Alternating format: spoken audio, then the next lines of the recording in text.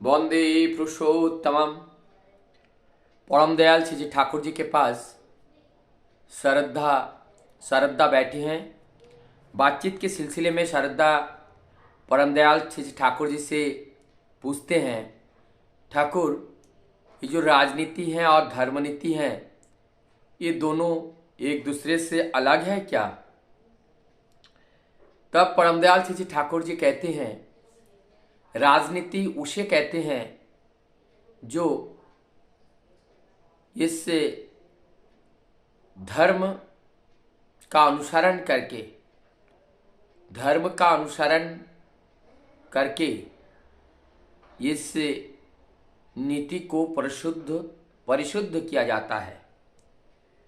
और ये दोनों अलग नहीं हैं।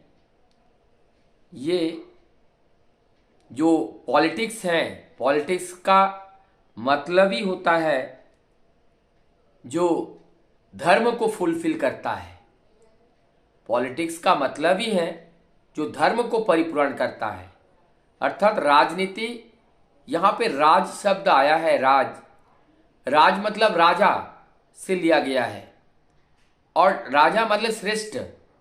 तो श्रेष्ठतम नीति ये किसको फुलफिल करता है? ये धर्म को फुलफिल करता है। तो जब सत्ता के रक्षण की नीति, राजनीति का मतलब ये जो सत्ता की रक्षा की नीति, सत्य की रक्षा की नीति, यही है राजनीति।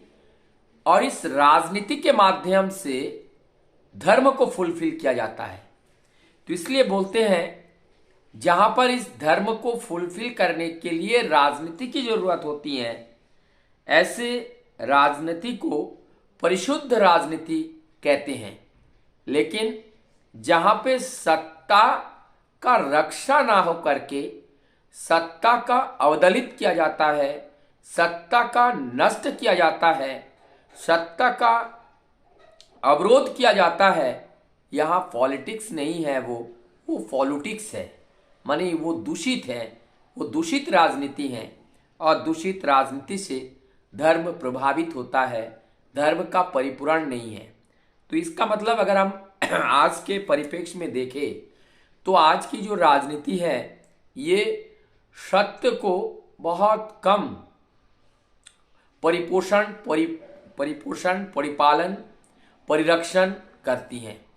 तो एक ऐसा नीति, एक ऐसा नियम जो सत्य की रक्षा करे और सत्य का संरक्षण दे, सत्य का उजागर करे, तो ये नीति ना हो करके असत्य की बढ़ावा अगर देते हैं तो पॉलिटिक्स ना होकर वो पॉलिटिक्स हो जाते हैं। परम दयाल श्री ठाकुर जी इस बात को ही कह रहे हैं कि हमारे सत्ता संरक्षणी कार्य ही राजकार्य है और इसके लिए जो नीति है वही नीति ही राजनीति है। तो वास्तव में अगर देखा जाए, राजनीति का मतलब ही होते हैं धर्म नीति। जो धर्म का पथ है, सत्य का पथ है, उस नियम को जो फॉलो करके चलते हैं, वहाँ का प्रजा भी सुखी रहते हैं, वहाँ का राजा भी सुखी रहते हैं।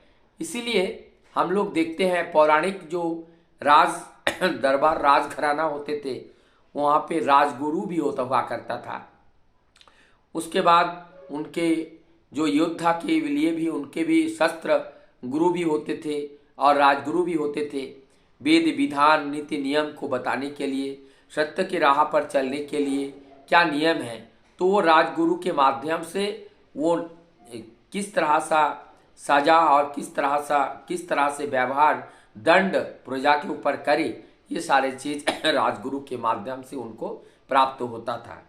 तो ये जब से ये राजनीति कलुषित हुए हैं तब तक हमारा धर्म भी संकट में आया है।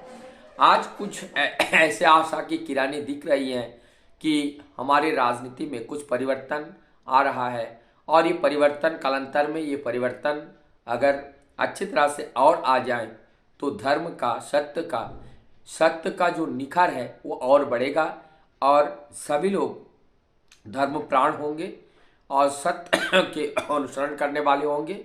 तभी हम भी सुखी रह पाएंगे और हम सब और दूसरों को भी सुखी रखने में हम उनको मदद कर पाएंगे। वंदे पुरुषोत्तम।